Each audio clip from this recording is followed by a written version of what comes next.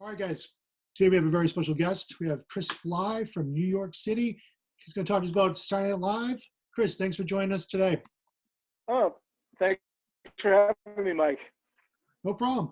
So I learned about your story on Facebook. I think it was through Adam, the guy who did the Letterman video. Somehow I think I became friends with you through that years ago. And you had this crazy, great story about Saturday Night Live, and that you have the streak going on. You've been to, how many shows have you been to over the years? Overall total has been 228 so far. It's unbelievable. So for my kids that don't know, so every Saturday when the season's going and it's a non-COVID time, he goes, and every time on Saturdays, one of the best things about having Facebook for me, seeing whether he gets in or not. And then I like, thank you, good to see he's back in, and then it's really good. So how did you become a fan of Saturday Night Live? What was the thing that kind of got you going? Okay, well, it goes in different phases. I mean, I grew up watching the show I'm the youngest of five, and my brothers used to watch the show pretty religiously, and through the years, I got to watch it a little more often than not. Basically, I came into the world when what's his name, Ron Nesson was the host, which is a little bit some months after the show started. So, and then when I was 6 months, Steve Martin hosted his first show right there.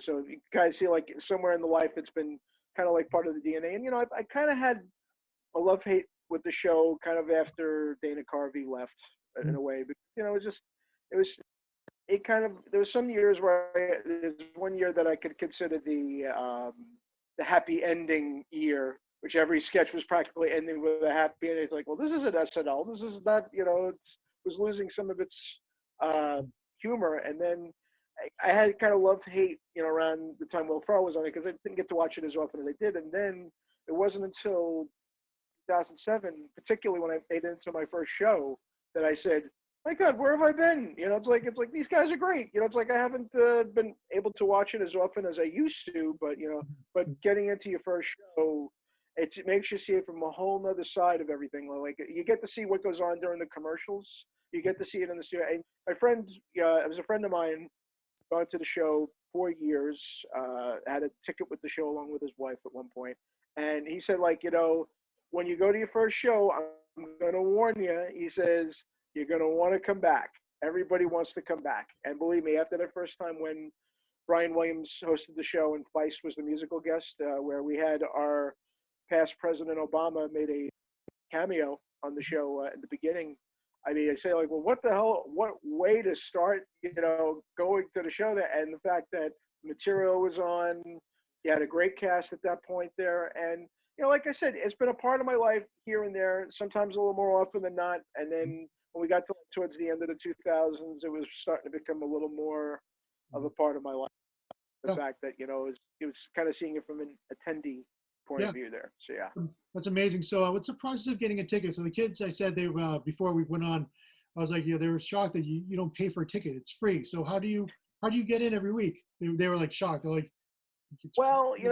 when there's a show and when there's an opportunity, hopefully, and that time it was camping out for standby. Right now it's a little different, but the whole process is in August they had a lottery where you put your name and your address in, and basically if your name is chosen, that you'll get an email from them and you'll go in and they'll confirm your ID and everything, and basically you don't have to pay a thing for it. Basically it's free to kind of. I know there's some people that tried for the line that thought this was the same concept as a concert, thinking that they were going to buy tickets. It's like, no, it's not buying, and it's. But the other thing that comes out of it too is they also think it's going to be like, oh, everybody's going to interact and everything. And that's not true.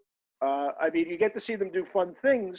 Sometimes they may, but don't think of it as kind of like, oh, you're going to have like a high profile host, a musical guest that's going to talk to the audience in between things. Not always the case on that one, but there was a misconception, particularly when the Harry Styles line was going on, that thought, oh, like it's going to be like, yeah, he interacts with the concept. He's going to do that with the audience, and then it's like, you might want to take that out of your head because they're going to be switching them through sketches.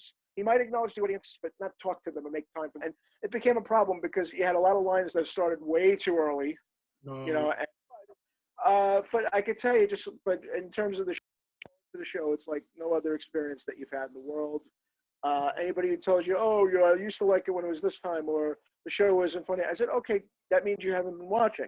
That's you're not too current with it, or I guess you don't want to be current with it in that case. But that's okay. It's like, I mean, I had my healthy alternatives for other shows too that were also funny, but SNL was always there for me. And then when I had gotten a job in 2008, it happened to be just a few blocks from the line, and I went, oh, good. Now I think I might have my regular end of the week routine when there's a show to Right. camp out and try for it, and didn't get in every time. I got turned away 14 times within regularly doing it for about 11, I would say. I'd say 11 and a half because Mhm. uh, after this whole situation that happened, there's no standby. So do you run into the same people like they're like regulars like you that you see in the line every time you go, or is it different people? Or Uh, depends on who's on. Or, sometimes. yeah. Sometimes it depends who's on. It also depends, like, if they happen to be in town. Some of them come from out of town. Mhm. Some of them are local. I mean, we don't have ones that are like real diehard regulars. I mean, there's some that tribe. Some of them that are in school, and sometimes they're not. They work in the area. Like we have some semi-regulars that are amongst us. Yep. But it's like I said, it's great, and yeah. That's great. So who do you usually get into the rehearsal of the live show? How does that work for you for when you get the tickets? They would give out the tickets at 7 a.m. on Saturday morning Okay. for either one of them. Mhm. Is never a guarantee on that one. I always tell everybody, hey, I had the number one ticket one time and didn't make it in. And that could be for either show, to be honest with you. And also, it depends on how high profile the host is or the musical guest is. That it's kind of like that. Some bring entourages, sometimes not. Some are a little more humbler.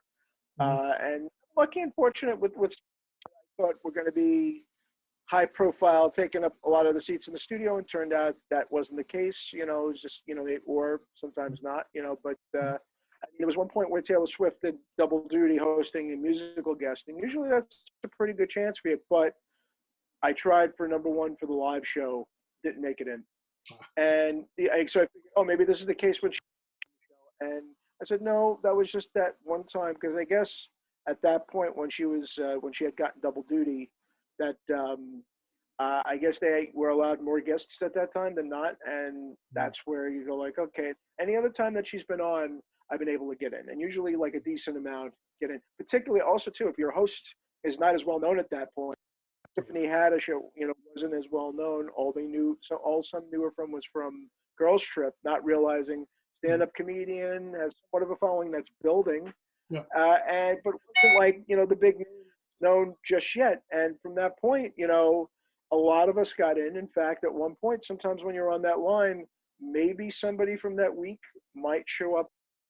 Somebody had tweeted Taylor Swift at one point, and Taylor made her presence known, as a matter of fact. And I do have a picture with her from that point there. It was, you talk about unexpected, it's like, sometimes you have some unexpected things that happen on the line. Sometimes they'll bring food. Sometimes they'll bring themselves, Sometimes they may give out tickets to the show, or maybe like presents. One time that happened on one line there. And there's like a whole variety. It's like the standby line sometimes is just like, can be just as good as the show. And then when you get it, then the next process is after you get that ticket, you come back for whichever one that you've chosen, whether it's the live show or the dress rehearsal. You come back, you check in, you have your ID. They want to make sure that the name matches up with the same person from that morning, and then you're basically playing the waiting game. Basically is that, and then you find out not right away because there's a lot of waiting because you see the people who have been chosen from that August lottery, that basically file themselves in along with any other invited guests or people on the list. It's basically whatever space is free in the studio at that point of, because there are people that that might have gotten a ticket but have travel arrangements that might not be the case. And for those seats that are not taken, that's where the standby line comes in to fill it up. And like I said, there may be a lot, there may be none, there may be. It always varies every week. I mean, there's some that I was surprised that nobody made it in for, and then there's some that I went like, oh, I made it in for this one. Wow, wonder what was so lucky about that one. So Yeah. every week it's always a different challenge. It's amazing. So how does seating work when you get in there? Is it a, like first come first served? Do they have like a special section for the people that are like just filling spaces, or how's it work when you get inside the studio? Well, when you get inside the studio, they direct you to like an area. It's not like your choice. It's basically, yeah, like the pages usually guide you to where the seating is open, and sometimes you'll get a great seat. Sometimes you might get what Keenan sometimes calls the shitty seats. Actually, it was more like a Jason Sudeikis thing there. He always would say like, he likes to think good seat, except for that one. Those are shitty. Like it's this one area that's way off. But I do agree with him saying that every seat actually is a good seat. It doesn't matter whether you're watching the show. Sometimes you see as the show is going on some things that are happening in between. Like you might see somebody that's about to make a cameo, pop up before someone that's like right behind that, or you might see a couple other things that happen around it. I mean, to me, it's like it's taken the whole experience in. And it just really is, quite something when you get to experience it. I can imagine, because it must be so busy inside that studio. Because all we see is like what's in front of that camera, where you see what's going on the stage. Where you must be seeing cameras moving around. You must be seeing, say, like people are going to be cameos that people haven't seen yet at home. You probably see the musical acts getting ready. There must be like just like a hustle and a bustle of that for like 90. Oh, like, it must be quite a bit, yeah. Yeah. Oh, it's great. And then not only that, like I said, every once in a while, like I always say, if a musical guest has done really well when the cameras go up and they're back to giving them another wave of what I call after applause, which is pretty something. And then sometimes they get excited when it's a sketch that they're familiar with that's setting up, and I tell you, the cast and crew, I still say they are the hardest working people in show business, because to do that every week, to do it live, to do it, to kind of get everything like right down the bat is really like not any. And there's a reason why the directors won many Emmys throughout the years for this show. I mean, to keep that together, regardless of the circumstances, whether it's at home or whether it's in the studio, to keep it together as well as they have, that to me is really something. So I really appreciate that every time. And you also, not only that, but also I got to say, not only are the cast great performers, they're also awesome people too. And they're familiar with my face. I don't know if they're gonna be familiar with it if they see me with a mask at this point.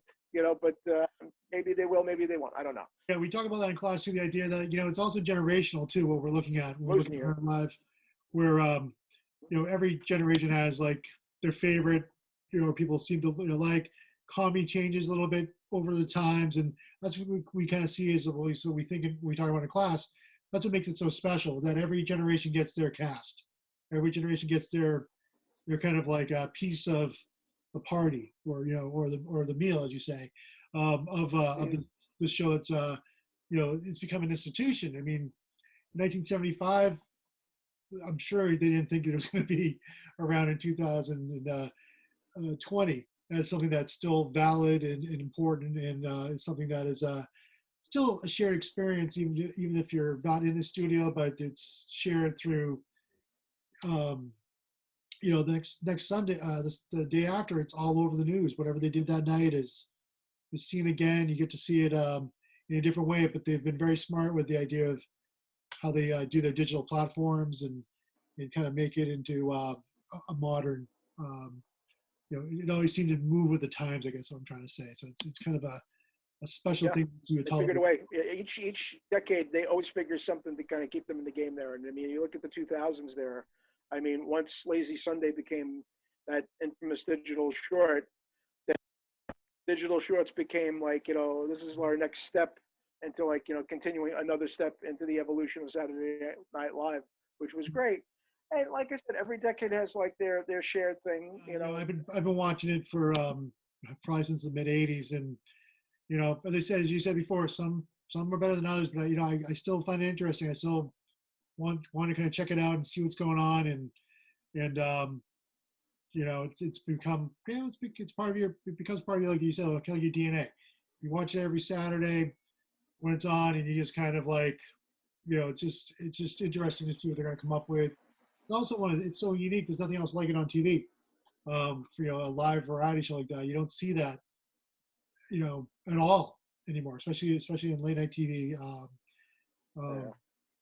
That does that, and it's been so influential for a lot of different things. I mean, even like the musical acts, you can go back to the decades. You can kind of see what was hot, in the 1970s, 1980s, all the way through, because they've always had a really good job with trends with music, and you also look at historically. You can go back and kind of see what they parodied or what they covered in the news, and it kind of gives you an idea of what was going on during that time, in that frame of place. So it's always been um, historically, I think, just an interesting thing to watch kind of unfold. Oh, Because sure, absolutely.